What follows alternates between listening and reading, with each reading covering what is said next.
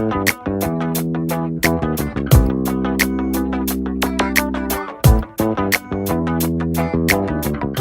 donc oui, Frédéric Michler. Si je devais me caractériser en quelques mots, je dirais que je suis un RH un peu geek. En tout cas, c'est comme ça que mes collègues et mes responsables m'ont régulièrement, on va dire, dénommé. Et aujourd'hui aussi, un RH en fait qui accompagne les RH. Ça a été une prise de conscience dans mon parcours en tant que professionnel RH, qui était que les RH étaient là pour accompagner les collaborateurs. Et un jour, je me suis rendu compte qu'il n'y avait personne au-dessus des RH qui accompagnait les RH. Donc, je me suis dit, il y a peut-être quelque chose d'intéressant à faire. Alors donc, je vais vous parler des enjeux et des impacts du digital en matière de RH et de management. Parce qu'en fait, j'ai un peu le sentiment qu'on met du digital un peu partout. Du numérique, tout le monde en parle, il ne se passe pas une journée sans qu'on évoque le sujet. Et en fait, je me dis qu'on ne parle pas nécessairement tous de la même chose, ou qu'on ne met pas tous les mêmes mots, les mêmes concepts derrière cette notion-là. Un peu comme si, globalement, qu'on soit RH, qu'on soit dirigeant, qu'on soit collaborateur, qu'on soit manager, on est un peu dans le brouillard, dans le cloud, comme on dit maintenant. Et pour vous donner un peu ma perspective de ce que pourrait être le digital, eh bien quand je regarde l'histoire et où nous en sommes aujourd'hui, je me dis que le digital, c'est un peu comme le cinquième élément. C'est-à-dire on avait la terre, on avait l'air, l'eau et le feu. Et si on regarde bien, si vous pensez à vos comptes bancaires, à tous les flux financiers, enfin ce sur quoi la société est assise aujourd'hui, un peu la terre, le digital est tout autour de nous, sans arrêt. On a le Wi-Fi, la 4G, bientôt la 5G. Donc on est embarqué dans un environnement totalement digital, mais on n'en prend même plus conscience.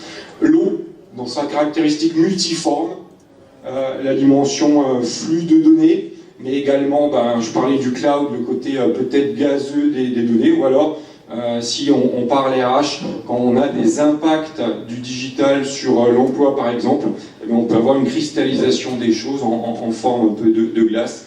Et puis certains ont peur, d'autres se brûlent un peu les doigts par rapport à ce côté feu. Donc en fait, il n'y a pas de vraie définition du digital et on va voir que d'un point de vue RH, ces impacts et ces enjeux sont réellement multiformes.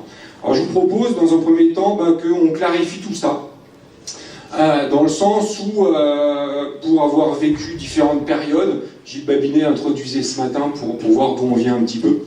Il y a une époque, on parlait d'informatique. Puis, on a parlé un peu de numérisation et de digitalisation. J'ai un peu le sentiment qu'aujourd'hui, derrière le mot numérique ou le mot digital, en fait, on met tout un ensemble d'éléments et c'est pas toujours très clair. Et donc, si on recontextualise ça, notamment par rapport à la sphère RH et de l'entreprise, globalement, ce que certains appelleraient aujourd'hui le digital, c'était ce qu'à une époque on appelait donc l'informatique, et caractérisé par tout bêtement l'ordinateur, des logiciels, la mise en flux électronique, les workflows. Et donc bien souvent, là on est souvent à l'ère du logiciel de paye, de la gestion des temps. Et aujourd'hui, j'entends des responsables RH, des dirigeants qui disent « Ah, ça y est, on a digitalisé les choses ». On a mis des workflows en place, on a gagné en productivité, on a une meilleure gestion des ressources humaines. Bref, toute une sémantique qui date finalement des années 90, des années 2000. Un peu perdu. Et puis, on a eu un deuxième temps avec l'arrivée des scanners, des photocopieurs numériques. Et là, on va commencer vraiment à parler de dématérialisation. Et de la même manière, aujourd'hui, on commence à voir, mais alors 15 ans après, des entreprises qui disent « Ah super, ça y est, on a commencé à dématérialiser les bulletins de paye, on est trop digital et tout ça. » Ouais, pourquoi pas, mais ça, je l'ai déjà connu il y a 10 ans, quoi. Et il y a 10 ans, on ne parlait pas de digital. Et cette ère de la numérisation a introduit finalement une autre sémantique qui est la notion de stockage, la notion de document, et au-delà de la productivité de la gestion, on a commencé à faire des économies. Et puis, une nouvelle fois, Gilles Babinet l'évoquait ce matin, depuis 2007, et donc la démocratisation du smartphone via la sortie de l'iPhone, on a globalement basculé dans cette ère digitale Alors digit pour la dimension anglo-saxonne du nombre, et digital dans le sens doigt, si on est plutôt latin. Donc directement la dimension tactile qui a été introduite par le smartphone. Et donc aujourd'hui, quand je pense digital, je pense à cette troisième ère, à la fois des smartphones, des tablettes, des objets connectés. On dépasse même la dimension de tactile avec aujourd'hui des Google Home et Alexa et autres avec la voix. Et donc quand on va parler digital, on est réellement sur cette notion d'application, de plateforme, d'algorithme. On s'est concentré sur la donnée, ce qui n'était pas le cas avant. On va avoir des logiciels d'un point de vue RH qui vont progressivement intégrer le machine learning, le big data, et progressivement on intègre dans le vocabulaire RH la notion d'expérience candidat, d'expérience collaborateur, avec des solutions cloud, SaaS, j'en passe et des meilleurs. Alors, le digital est fondé sur les étapes intermédiaires. Mais pour autant, aujourd'hui, une nouvelle fois, quand on interagit ensemble avec des entreprises, souvent on est plutôt là. Et on n'a pas nécessairement l'état d'esprit et le mode de pensée qu'a introduit ce côté digital. Alors qu'est-ce qu'il a introduit, le digital? Il a introduit à partir de 2008 la notion d'appli avec l'App Store. Donc 2008, c'est il y a 10 ans. C'est-à-dire, il y a un peu plus de 10 ans, tout ça n'existait pas. Imaginez à quoi ça pourra ressembler dans 10 ans. En l'occurrence, justement, on est bien incapable d'imaginer à quoi ça ressemblera dans 10 ans, en fait. Et donc, c'est toute la difficulté dans laquelle on est embarqué aujourd'hui. Donc, ça a introduit cette notion d'application. Du fait du format, on a été obligé de repenser les choses, d'être beaucoup plus sur la simplicité. Ça a introduit la notion de mobilité. On a inversé les choses. Avant, si vous achetiez un magnétoscope, c'était pour y mettre une cassette VHS. Un lecteur DVD, c'était pour y mettre un DVD. Aujourd'hui, vous allez installer des applis, il n'y a plus de mode d'emploi. Ça va être les utilisateurs qui en développent leurs propres usages. Et ça devient très déstabilisant. Avant, certes, on vous apprenait à utiliser Excel, c'était un tableur. Personne ne s'amusait à faire des présentations avec Excel. C'est pas conçu comme ça. Aujourd'hui, on va arriver sur des Snapchat, sur des Twitter, sur j'en passe et des meilleurs. Et les personnes sont un peu perdues parce que finalement, la valeur qui est générée par tout ça, au travers des notions d'instantanéité, d'interaction, ce sont les utilisateurs qui vont les créer eux-mêmes. Tout ça introduit la notion, j'évoquais juste avant, la notion d'expérience candidat, d'expérience collaborateur. Le digital a introduit de nouvelles frontières, de plus en plus, vie perso, vie pro. On rentre à la maison avec son smartphone, mais on a aussi l'inverse, c'est-à-dire les personnes qui viennent au travail avec leur propre matériel, parce que celui de l'entreprise, on est encore à Windows 7 avec un gros ordinateur, là où moi, j'ai une tablette et c'est beaucoup plus puissant. Donc de nouvelles frontières et de nouveaux comportements. C'est-à-dire que comme on est rentré dans ce monde de l'instantanéité, que si je prends un billet SNCF, il est même plus matérialisé, c'est juste avec mon appli, ou alors un flashcode. Et concrètement, tout ça, ça crée globalement un monde où on est de plus en plus frustré. Si on n'a pas la réponse tout de suite, ça va pas. Et ça, on le vit aussi dans les RH. Dans un monde où vous commandez quelque chose et on vous le livre dès le lendemain, voire dans 2 heures, et que c'est 7 jours sur 7, 24 heures sur 24 de plus en plus, on attend la même chose, les mêmes services d'un point de vue RH. Et on ne comprend pas qu'il faille un temps de cycle aussi long pour avoir une formation, pour avoir une réponse à sa question RH et ainsi de suite. Alors, avec le digital, on l'a vu déjà tout au long de la matinée, tout va s'accélérer, tout s'accélère et ça brouille nos perceptions. Toute cette dimension-là, on va laisser s'afficher. Un peu long.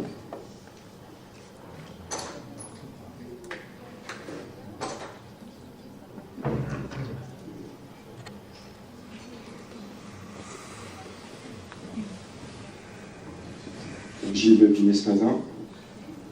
Voilà.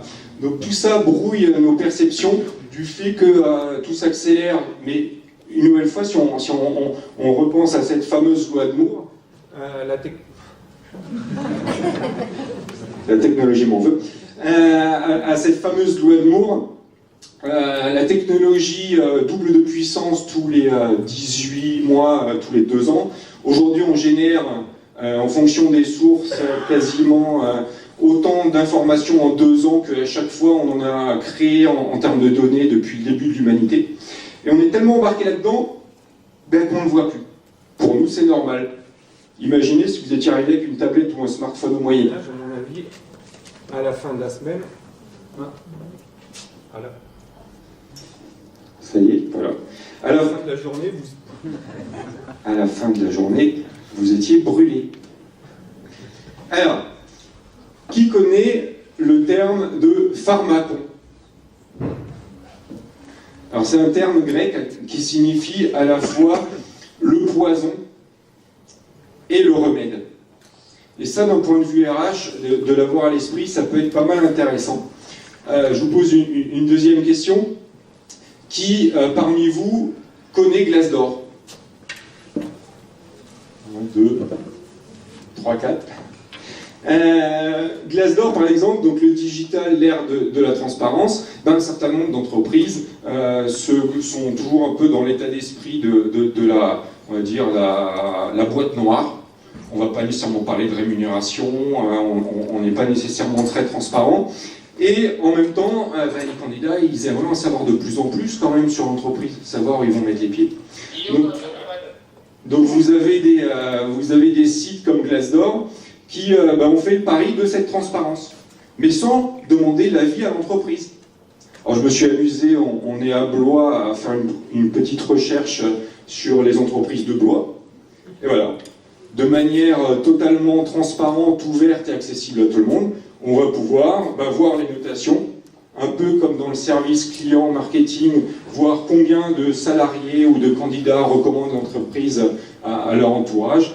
On va avoir des avis, on va avoir les salaires. Et ça, des fois, vous allez interagir avec des structures qui sont même perdues au fin fond de la campagne. J'ai déjà eu des RH qui disent « Ah bah ouais, c'est affiché, ok, et c'est pas une surprise, et je comprends d'autant plus qu'on ait des difficultés à recruter parce que nos salaires sont inférieurs, par exemple, à la concurrence. » Un autre exemple de cette ère de la transparence, vous avez un smartphone, qu'il soit Apple ou Android, vous allez sur l'App Store ou Google Play, et aujourd'hui vous avez des applis du type Our Company, où en fait vous l'installez gratuitement, vous allez vous y connecter avec votre mail d'entreprise, et tous les jours, globalement, l'appli va vous demander quelle est ton humeur, ça va bien, avec tes collègues et ton manager, et si vous téléchargez l'appli et que vous renseignez les réponses au fur et à mesure, et l'appli, une nouvelle fois, parce que le bonheur au travail doit être l'affaire de tous, ce que vous allez mettre au travers de l'appli va venir se compiler de manière anonyme à l'évaluation de qualité de vie au travail dans votre entreprise. Donc c'est-à-dire qu'aujourd'hui, on n'a même plus besoin d'aller dans différentes structures, on peut déjà voir quel est l'historique d'évolution de l'humeur, du taux de stress des salariés. Et une nouvelle fois, ça s'est fait sans les RH. Alors après, les fondateurs de l'appli sont malins parce qu'ils vont aller voir les RH et vont leur dire « Ah, regardez ce qui est affiché sur vous. Si vous voulez en savoir plus, allez au niveau managérial. » Et là, un peu comme Google, au départ, on est dans une dimension gratuite, il y a toujours un moment quelqu'un qui va payer. Et puis, si on reste dans des exemples on va dire, de multiformes du digital, on est donc à cette ère des plateformes et des mises en relation business. Alors, on a souvent les cas historiques qui viennent à l'esprit, plateforme et appli Uber pour les taxis, mais si on est plus on va dire sur différents types de métiers, vous avez aujourd'hui une plateforme par exemple de type NeedHelp, où en fait pour des populations, alors soit des salariés qui étaient dans des structures de déménagement ou dans des structures de jardinage, paysage, et aujourd'hui ils sont transparents. Hein. J'ai un besoin et de l'autre côté, quelqu'un peut trouver un job. Et en l'occurrence, ça va être 2 ou 3 fois moins cher que si vous passiez via une entreprise. C'est-à-dire qu'on commence à avoir des plateformes dans cette logique d'uberisation qui vont commencer à toucher différents métiers, voire de l'artisanat, et amener sur ce qu'on appelle de plus en plus cette logique de slasher.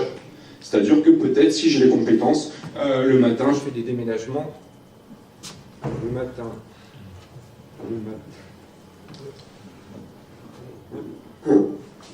Oui, le matin, je fais des déménagements et l'après-midi, je vais faire du jardinage. Autre exemple, parce que là, on était sur quelque chose qui semblait un peu plus accessible, mais vous avez une autre plateforme qui s'appelle par exemple We Maintain. Et donc, vous avez dans vos bâtiments, dans vos structures, dans vos immeubles, des ascenseurs. Et toutes ces entreprises qui galèrent régulièrement à chercher des techniciens de maintenance et autres, et ben la plateforme, elle va dire, tu es technicien de maintenance, tu as une vraie valeur, tu as des compétences. Pourquoi être en mode salarié quand tu pourrais être au contact direct des clients, et puis peut-être même, vu qu'il y aura une marge différente, d'avoir un salaire supérieur. Et ils vont tout sécuriser. Derrière, ils sont associés avec des assureurs et ainsi de suite. Si on regarde, on en parlait avec l'intervenant en fin de matinée sur la dimension logistique, vous avez en France Cdiscount qui teste actuellement un premier pilote de stockage en 3D. C'est-à-dire que vous allez passer une commande et les robots vont aller dans l'entrepôt en 3D, monter, chercher les colis et les ramener. Là, d'un point de vue RH, si vous regardez bien la photo, moi, je vois que des robots. Et puis, sûrement ce soir, Stéphane Maillard en parlera largement, on a cette émergence de l'IA. Qui ne connaît pas Watson? Quelques-uns qui osent. Watson, vous cherchez sur YouTube, vous tapez Jeopardy 2011, c'est l'intelligence artificielle d'IBM qui a battu le champion du monde, ou en tout cas aux États-Unis, à Jeopardy. C'est la première fois qu'une machine comprenait les questions ouvertes, même avec l'ironie, même avec plein de sous-entendus, et elle les a battus à plat de couture. Il y a une conférence YouTube de Ken Jennings où en fait il raconte comment, alors qu'il lui-même était informaticien par le passé, comment il n'a pas compris ce qui lui est arrivé, quoi. Et comment la machine avait appris par elle-même et l'a battu à plat de couture. Alors, je le disais, Stéphane Maillard en parlera sûrement ce soir. Watson aujourd'hui diagnostique mieux les cancers dans une majorité des cas que des médecins. Et il commence à arriver, notamment dans le monde de la finance, et Crédit Mutuel, mais d'autres l'ont déployé aussi. Et d'ailleurs, c'est en tout petit, mais le président du Crédit Mutuel a dit Watson nous a globalement fait gagner 200 000 jours hommes. Donc c'est un investissement rentable. Et puis peut-être que vous avez entendu parler d'Amazon Go, repenser les modèles. Pourquoi perdre du temps dans un monde de l'instantanéité à faire la queue et à payer à une caisse, alors qu'on peut se débarrasser de la caisse? Vous rentrez dans le magasin Amazon Go, vous prenez vous scannez un peu comme au métro avec le smartphone, donc votre compte Amazon, vous prenez tout ce que vous voulez acheter directement dans les rayons, et le magasin est truffé de caméras et analyse en temps réel tout ce que vous prenez. Vous le mettez dans votre sac, vous sortez, ça va être débité automatiquement. Et donc ça chahute le retail, et on n'est pas surpris quand on voit tout ce qui se passe aujourd'hui dans la grande distrie. Toujours d'un point de vue RH, vous avez, pour faciliter les échanges, les collaborations avec les managers, les RH et les collaborateurs, l'exemple par exemple d'une entreprise d'Aveo qui avait été élue Great Place to Work et qui a mis en place, pareil, une appli. Les salariés vont la télécharger, Google Play, App Store. Et donc, avec cette appli, il y a une automatisation des tâches. Moi, en tant que salarié, je vais accéder à mes fiches de paye, à mes congés, pouvoir demander mes congés au travers d'un chatbot. Jack, bonjour, Jack, comment tu vas? Ça va, merci, est-ce que je peux t'aider? Oui, quel est mon solde de congé? Et Jack lui répond, tu as 15,96, c'est précis, CP. Je vais pouvoir lui poser aussi des questions par rapport à la dimension administrative, par rapport à l'organisation interne. Et puis Jack, un peu comme l'appli avant, va mesurer ma qualité de vie au travail. Donc on alimente en données. Mais en tout cas, une nouvelle fois, l'idée là, ça va être de faciliter les relations. Alors j'ai juste une petite question, je vous disais avant, le monde va très vite et tout ça. Et un peu comme dans un manège, ça bouge tellement que des fois on prend même plus conscience des choses. Et ma question c'est, tiens, d'ailleurs, c'est quand la dernière fois que vous avez payé au péage auprès d'un être humain? Ça remonte. Ça remonte. On ne sait pas ce qu'ils sont devenus d'ailleurs, ces êtres humains. S'ils sont passés on va dire, en centre de service partagé à distance au cas où vous avez un problème, quand vous appuyez sur un bouton, vous avez certaines des personnes qui étaient au péage. C'est pas les mêmes compétences. Hein. Quand vous étiez au contact et que vous preniez la monnaie, c'est plus la même chose que d'être dans un bureau avec un casque et quand il y a quelqu'un qui appuie, de lui dire eh ben, mettez votre carte comme ci, mettez votre carte comme ça. D'un point de vue RH, il y a un vrai accompagnement des choses. Alors, on parle d'Homo sapiens, voire il y a un bouquin qui est sorti, Homo Deus. Je me dis, est-ce qu'entre Homo sapiens et Homo Deus avec l'intelligence artificielle, on ne serait pas un peu Homo Shadowkiens? Et il y avait une devise Shadok qui disait, quand on ne sait pas où on va, il faut y aller et le plus vite possible. Et j'ai un peu ce sentiment-là. C'est-à-dire qu'il y a 200 ans, majoritairement, on était paysans dans les champs, puis est venue l'industrie, la première et la deuxième révolution industrielle, et les agriculteurs se sont retrouvés à la chaîne, et puis après on a automatisé, et puis on est allé dans le tertiaire, et maintenant Watson, compagnie, algorithme arrivent dans le tertiaire, et donc on se dit, hey les gars, on va tous être des codeurs, et on va tous coder comme ça, on alimente encore plus vite la machine. Alors, avec tout ça, d'un point de vue RH, vous allez me dire, qu'est-ce qu'on fait? Alors, déjà, un premier principe, c'est cette prise de conscience, et puis se dire que si on ne s'intéresse pas sérieusement au digital, on l'a vu, d'une manière ou d'une autre, c'est le digital qui s'intéressera à nous.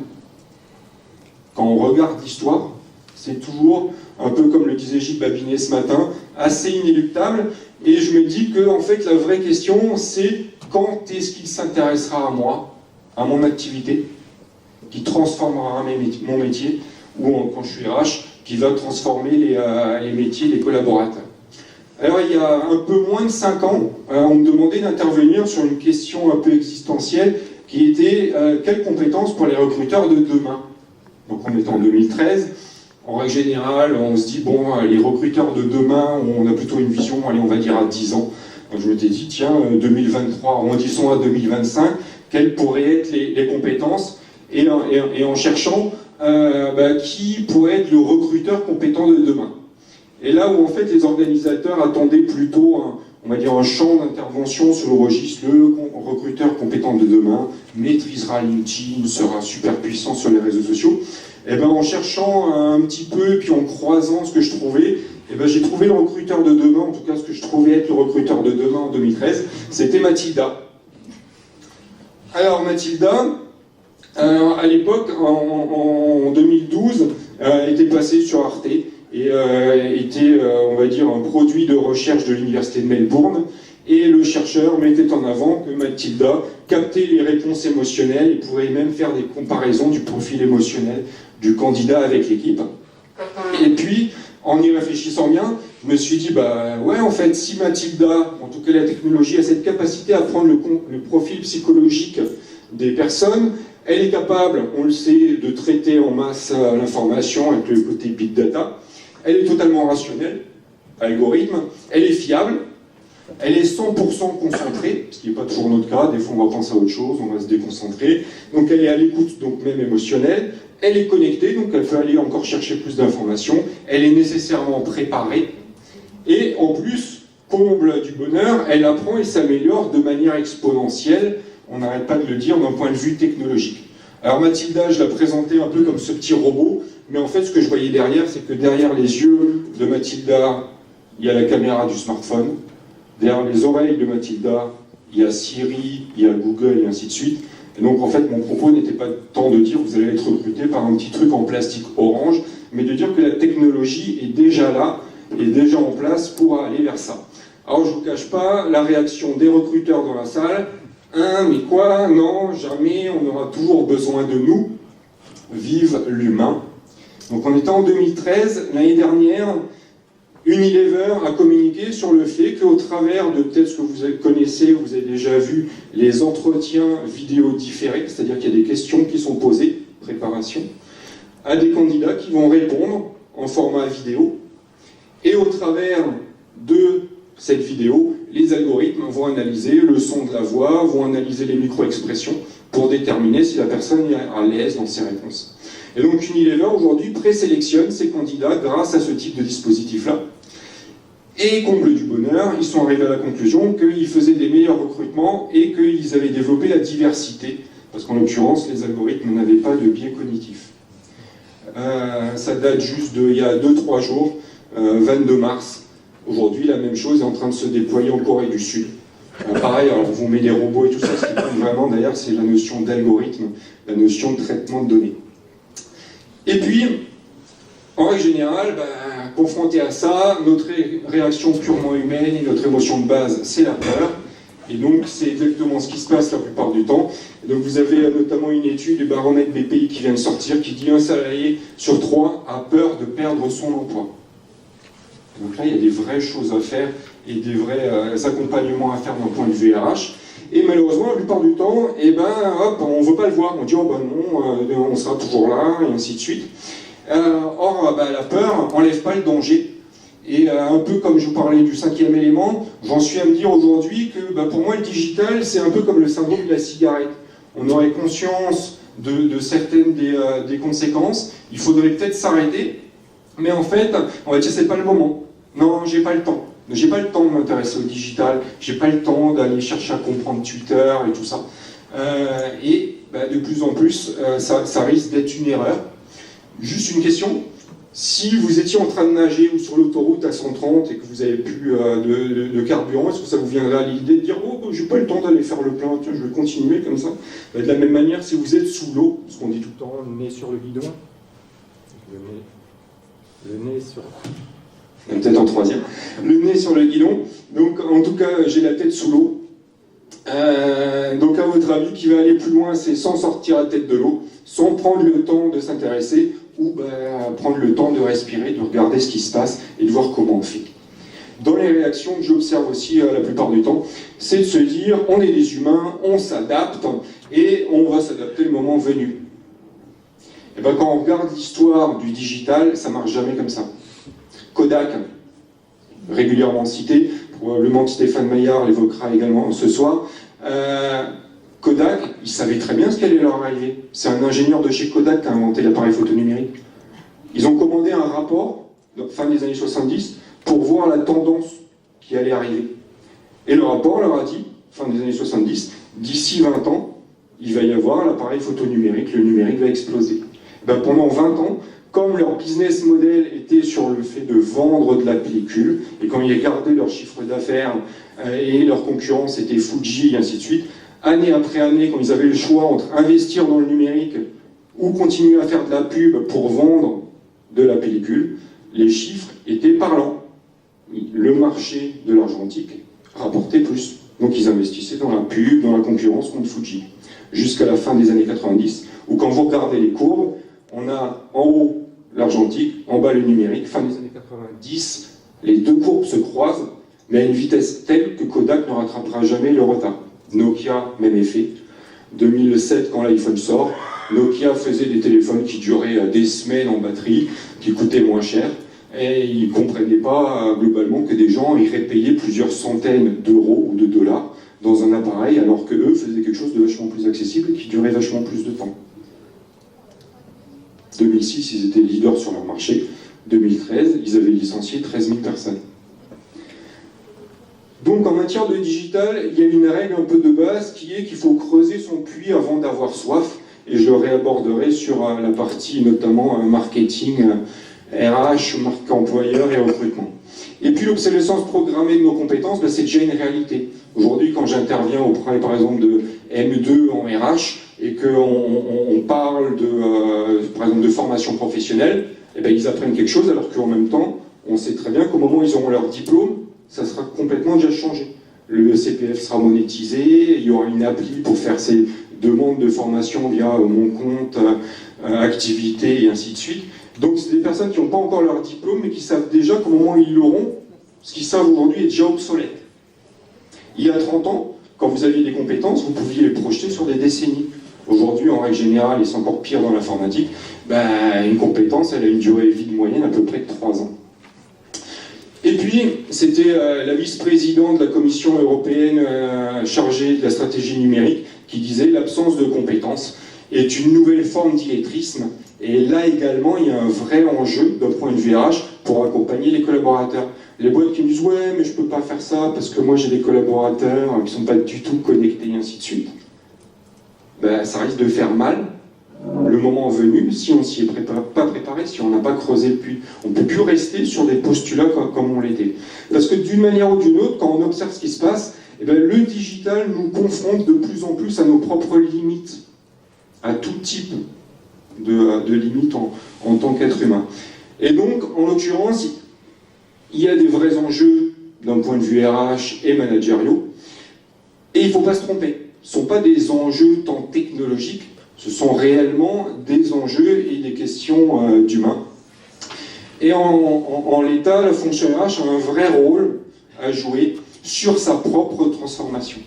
Parce que comment vous voulez accompagner la transformation que vont vivre les collaborateurs dans leurs compétences, dans leur employabilité, si nous-mêmes, en tant que RH, on ne s'est pas approprié ce qui se passe, et si nous-mêmes, on ne s'est pas dit, tiens, qu'est-ce qui peut chahuter le métier? Une autre étude qui vient de sortir, c'est justement qui mettait en avant que près de 3/4 des PME, des ETI rencontrent des difficultés de recrutement. Et ça ramène à cette notion de créer l'envie de venir travailler dans l'entreprise, de travailler réellement à une marque employeur authentique, je dis bien authentique, pas dans une logique marketing, parce que ce qui n'est pas authentique se voit vite. Ça nécessite de repenser ces processus de recrutement. On est de plus en plus avec des entreprises à repenser, à innover, à chercher d'autres manières de faire, parce que les règles du jeu ne sont plus les mêmes. Je vous évoquais avant, il faut creuser son puits avant d'avoir soif. Il y a quelques années, j'étais RH dans une entreprise qui s'appelle ST Microelectronics, qui est en l'occurrence dans la technologie, ainsi de suite. Et milieu des années 2010-2012, j'ai mis en place une formation justement pour qu'on travaille sur notre stratégie marque employeur, stratégie réseaux sociaux. Si ce n'est qu'à l'époque, on était en gel des embauches. Et donc au final, alors qu'on avait cherché à développer nos compétences et à préparer cette stratégie de marque employeur, il ne s'est pas passé grand-chose. J'ai échangé il y a quelques semaines avec une collègue qui disait maintenant, ça y est, le marché est reparti, on a des besoins, et ouais, sauf que les ingénieurs, ST, ne connaissent pas trop, ou alors ça ne les fait pas rêver, et donc on galère pour les recruter. Ce qui pouvait être fait au bon moment n'a pas été fait en l'occurrence. Et donc, avec des conséquences qui sont qu'aujourd'hui, on va devoir réinvestir de l'énergie pour rattraper ça. Si on pense vraiment à ce travail nécessaire sur l'expérience candidat, et qu'on a cette vision informatisation, numérisation, digitalisation, la plupart du temps, on est dans ce qu'on appelle, on publie des annonces, le post-endpoint. Je publie mon annonce et j'attends de voir ce qui arrive. Parce que on a standardisé nos processus, on publie sur plein de sites. Dans le meilleur ou le pire des cas, on a des formulaires de saisie où plus personne n'a envie de ressaisir son CV pendant 15 minutes. On gère ça par fichier et on fait passer les mêmes tests à tout le monde, quel que soit le profil. Là où en l'occurrence, les gens veulent de plus en plus de personnalisation et ils sont habitués par le digital dans la vraie vie. Et donc aujourd'hui, on a tout un éventail de solutions pour repenser son recrutement de manière plus agile. Il y a des applis, des solutions pour personnaliser les choses, faire de la présélection, s'appuyer sur de la cooptation et, au travers de plateformes, d'être beaucoup plus, on va dire, dans l'air du temps par rapport à des usages mobiles. De la même manière,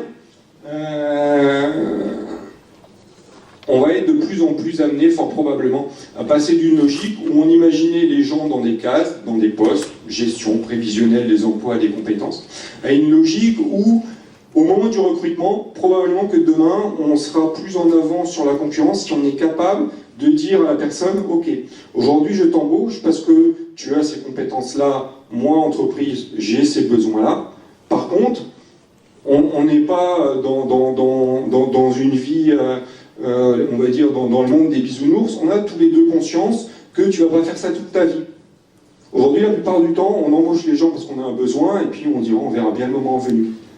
Si vous êtes dans la logistique et que vous avez besoin de personnes qui font du stock picking ou qui vont chercher dans les entrepôts, et qu'en même temps, on imagine qu'ils vont être remplacés par des robots, ben ça va être compliqué de faire venir les gens.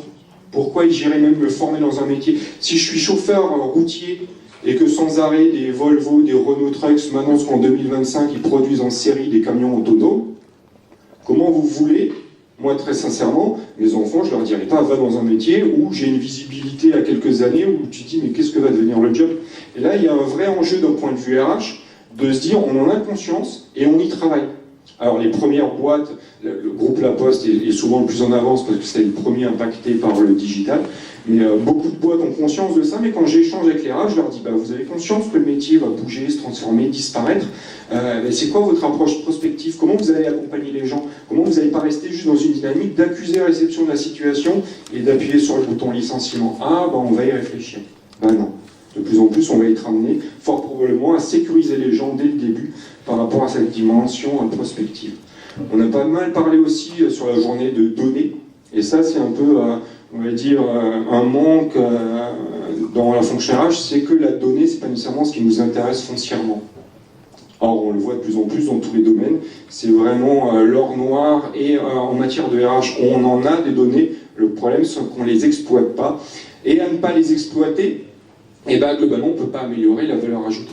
Si vous ne connaissez pas concrètement les individus, comment vous voulez les accompagner? Leur comportement et tout ça.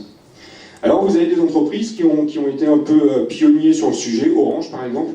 Un jour ils se sont dit, alors toutes ces grilles de compétences et tout, on n'arrive pas à les maintenir. Si on faisait une appli, les salariés vont la télécharger et on leur demande comme ça, par exemple, tiens, qu'est-ce que vous pensez, est-ce que vous avez telle ou telle compétence? Et ils répondaient à des questions.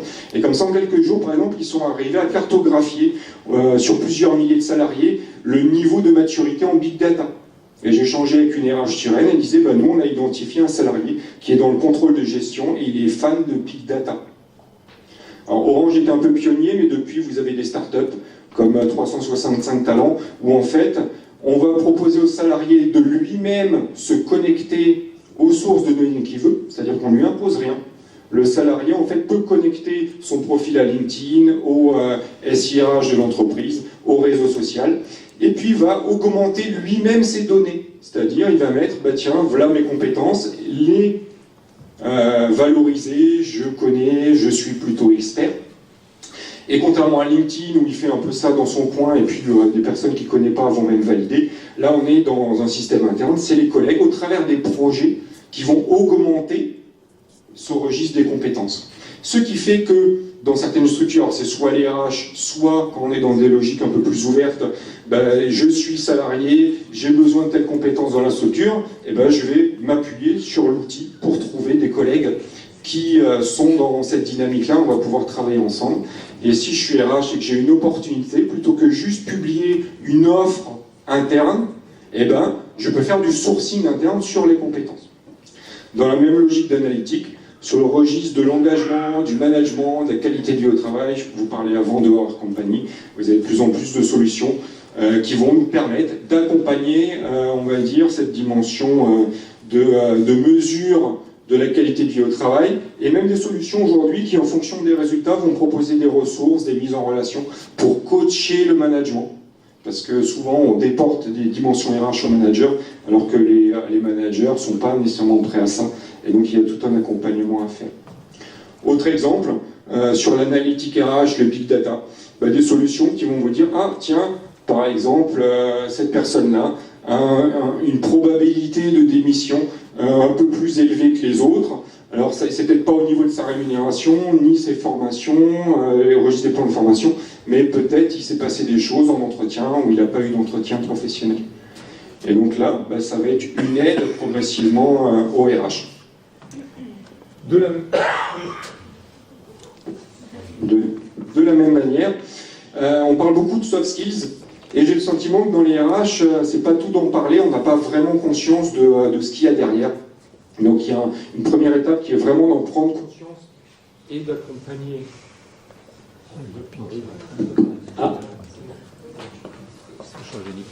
Deux micros, ils vont y arriver. Et d'accompagner les collaborateurs.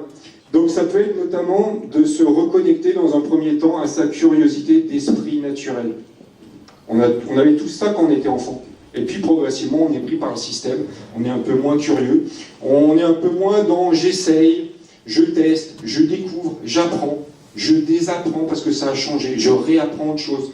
Si j'avais un conseil à vous partager, je parlais avant de Twitter, il y a un livre blanc qui vient de sortir assez récemment sur le fait qu'une étude du MIT avait montré que les personnes qui étaient dans l'innovation étaient pas mal sur Twitter. Si on veut apprendre, c'est un super outil pour découvrir des choses. Dans le monde de la formation, de la même manière, vous avez de plus en plus d'autres manières d'apprendre. Des manières d'apprendre via du micro-learning qui va diffuser par exemple 1 ou 2 minutes de contenu aux salariés régulièrement, ou alors qui vont se connecter à l'agenda de la personne et voir qu'il y a des creux et lui amener la formation au bon moment, ou alors des logiques de reverse mentoring qui vont permettre de mettre en relation des compétences pour se former. En tant que RH, d'aider de plus en plus à redonner le goût d'apprendre, à redevenir des autodidactes, mais il ne faut pas se le cacher, tout seul, on n'y arrive pas toujours. Donc de mettre en place de plus en plus des logiques de communauté d'apprentissage, sortir juste des formations en présentiel sur toute une journée, amener les personnes à interagir, à apprendre ensemble, tiens, comment tu utilises ça. Et puis sortir de certains stéréotypes du type, les jeunes, c'est inné, quoi. Ils sont nés avec une tablette et tout ça, ils sont plus forts que nous. J'ai plutôt tendance à dire, non, ils sont encore plus curieux, ils testent. Là où, plus âgés, on a tendance à plus tellement y aller, avoir peur, j'ai pas le temps. Juste un exemple, Pauline, qui ne semble pas être une quinquagénaire, ou sexagénaire, ou septuagénaire, se connecte un jour sur Twitter, commence à me suivre, et je vois ses premiers tweets. Après le premier, elle met, au bout de 4 jours, je comprends toujours pas grand-chose à Twitter, perdu. Et là, une amie, ou en tout cas une personne qui la suit, lui répond, t'es pas la seule. Donc tout ça pour dire que face à ces outils-là et aux usages, on est un peu tous pareils, c'est une question d'appropriation. Comment aider aussi face à ce digital? C'est arrêter de croire que la collaboration, ça se décrète. Car ça y est, on est à l'ère du collaboratif, donc on met une solution collaborative, où on collabore tous ensemble. En fait, non. Et de plus en plus, on se rend compte dans les entreprises qu'il est nécessaire de travailler, d'accompagner nos points de vue RH et managérial sur le fait d'apprendre à mieux collaborer ensemble. Et c'est tout un travail, c'est pas non plus inné. De la même manière, en tant que RH, on est dans un monde du salariat où j'observe de plus en plus, ou en tout cas ces dernières années, des personnes qui, pour X raisons, vont quitter leur poste. Et quand ils se présentent, ils disent j'étais responsable de qualité, de prod dans telle entreprise. Et le jour où ils sont plus responsables qualité ou de prod dans telle entreprise, ils sont perdus, quoi. Ils ne se sont pas reconnectés à leurs vraies valeurs. Ce qui était évoqué avant dans la plateforme pour les techniciens de maintenance. D'ascenseurs. Là, c'est la même chose. C'est-à-dire que de plus en plus, avec le digital, d'un point de vue RH, il va y avoir un vrai intérêt à accompagner les personnes sur vraiment se reconnecter à leurs compétences, à leurs vraies valeurs, et pas être juste un rouage dans le système. Les entreprises, de plus en plus, mettent en place des dynamiques d'intrapreneuriat, laissent la liberté aux collaborateurs d'y aller. Et je finirai sur l'évolution d'une citation d'Henry Ford, qui disait à l'époque, début du XXe siècle, les 2 choses les plus importantes n'apparaissent pas au bilan de l'entreprise, sa réputation et ses hommes. Aujourd'hui, j'aurais tendance à rajouter, les choses qui n'apparaissent pas au bilan sont, au-delà de la réputation, sa e-réputation, sa marque employeur, l'expérience collaborateur qu'elle propose, toujours ces hommes avec un grand H, bien évidemment ces femmes et ces hommes, mais également sa capacité RH à les accompagner. Et le troisième point que j'évoquais, ce qui n'apparaît pas au bilan de son entreprise, c'est les données RH et sa capacité à en extraire de la valeur. Alors jusqu'à maintenant, on avait plutôt coutume de dire que seul on va plus vite, ensemble on va plus loin. Avec le digital, en l'occurrence, on ne peut plus avoir toutes les compétences. Et ça va tellement vite qu'on se rend compte que dans notamment le monde des startups, c'est ensemble qu'on va à la fois plus vite et plus loin, parce qu'une nouvelle fois, tout seul, on ne peut plus brasser le champ complet de toutes les compétences digitales. Merci pour votre attention.